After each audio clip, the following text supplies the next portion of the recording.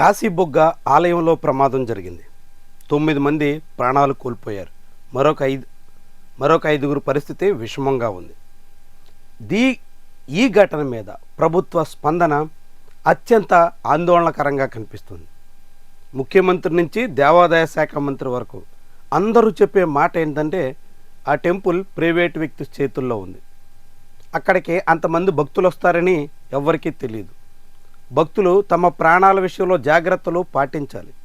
ఇవి సీఎం అదేవిధంగా దేవాదాయ శాఖ మంత్రి చెప్పే మాటలు. ప్రైవేటు వ్యవహారమే అయినప్పటికీ 15,000 నుంచి 25,000 మంది వరకు ఒక చోట గుమి కూడుతున్నప్పుడు ప్రభుత్వ నిఘా ఏమైంది? స్పెషల్ బ్రాంచ్ ఏం చేస్తుంది? అక్కడ అంతమంది ఒక ఆలయానికి పోటెత్తుతున్నప్పుడు కేవలం 2-3 వేల మందికి మించి అక్కడ అవకాశం లేదని తెలిసినప్పుడు ప్రభుత్వం ఏం చేయాలా? బాధ్యత లేదా? ప్రైవేటు వాళ్ళు కావాల్సినంత మందిని అంత అవకాశం లేని చోట కిక్కిరించేస్తే చూస్తూ ఊరుకోవడమేనా? నియంత్రించాల్సిన, అడ్డుకోవలసిన, అలాంటి తీరికి చెక్ పెట్టాల్సిన బాధ్యత ప్రభుత్వానికి కాదా? ఘటన జరిగింది కాబట్టి 9 మంది ప్రాణాలు కోల్పోయిన తర్వాత ఇప్పుడు ఆ ఆలయం మా పరిధిలో లేదు, ప్రైవేటు వ్యక్తి నిర్వహణలో ఉంది అంటూ చెప్పి చేతులు దులుపుకోవడమేనా? ప్రైవేటు వ్యక్తులైనప్పటికీ కూడా అంతమంది పబ్లిక్ గుమ్ముకూడుతున్నప్పుడు అక్కడ ఏదైనా జరిగే ప్రమాదం ఉంటుందన్న విషయాన్ని పోలీస్ యంత్రాంగం ఎందుకు గుర్తించలేకపోయింది? సకాలంలో ఎందుకు స్పందించలేకపోయింది? ప్రజల ప్రాణాలతో చెలగాటమాడే పరిస్థితి వస్తుంటే నియంత్రించలేక ఎందుకు కళ్ళప్పగించి చూసింది? బాధ్యత ఎవరిది? బాధ్యత తీసుకోవలసిన ప్రభుత్వ పెద్దలు ఇప్పుడెందుకు తమ బాధ్యత లేదన్నట్టుగా చేతులు దులుపుకునే ప్రయత్నం చేస్తున్నారు? కాశీబుగ్గలో 9 మంది ప్రాణాలు కోల్పోతే అది ప్రైవేటు వ్యక్తుల ఆలయం. మరి అదే ప్రభుత్వం చెప్తున్న లాజిక్ ప్రకారంగా సింహాచలం అప్పన్న ఆలయంలో ప్రాణాలు కోల్పోయినటువంటి వాళ్ళందరిది ప్రభుత్వానిదే బాధ్యత అవుతుంది కదా. తిరుమల తిరుపతి దేవస్థానంలో వైకుంఠ ద్వార దర్శనం కోసం వచ్చినటువంటి వాళ్ళు తొక్కిసలాట్లో చనిపోతే దానికి ప్రభుత్వానిదే బాధ్యత కదా.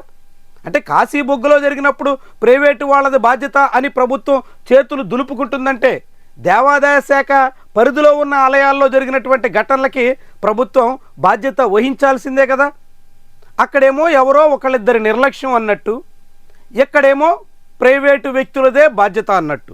బస్సు ప్రమాదం జరిగి 2 మంది ప్రాణాలు కోల్పోతే దానికి ఏవేవో కారణాలు. ఇప్పటి వరకు బస్సు ఓనర్ని కూడా అరెస్ట్ చేసిన దాఖలాలు లేవు.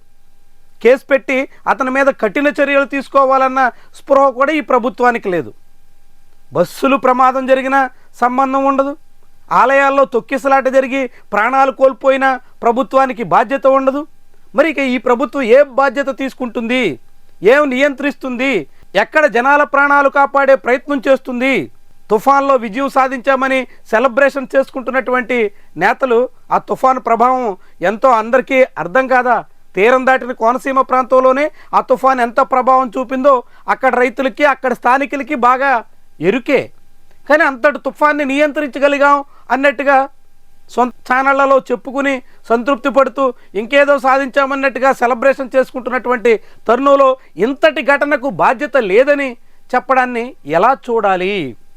ప్రభుత్వం తగిన రీతిలో స్పందించినట్టేనా? రాష్ట్ర ప్రభుత్వ వ్యవహారం ఈ విషయంలో బాధ్యతగా ఉన్నట్టేనా? మీరేమంటారు? ఎట్లా చూస్తారు ఈ ఘటనని? కామెంట్ రూపంలో తెలియజేయండి.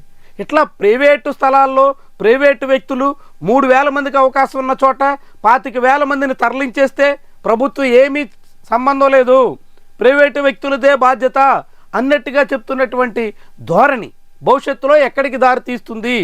ఎలాంటి పరిణామాలకు కారణమవుతుంది? భారీ సంఖ్యలో జనం గుమికూడే ప్రమాదం ఉందని తెలిసిన తర్వాత, అక్కడ తగిన ఏర్పాట్లు లేవని సమాచారం ఉన్న తర్వాత అందుకు తగ్గట్టుగా స్పందించాల్సినటువంటి వాళ్ళు ఎందుకు చేతులుడిగి చూశారు? ఎవరు దీనికి బాధ్యత? మీ అభిప్రాయం తెలియజేయండి.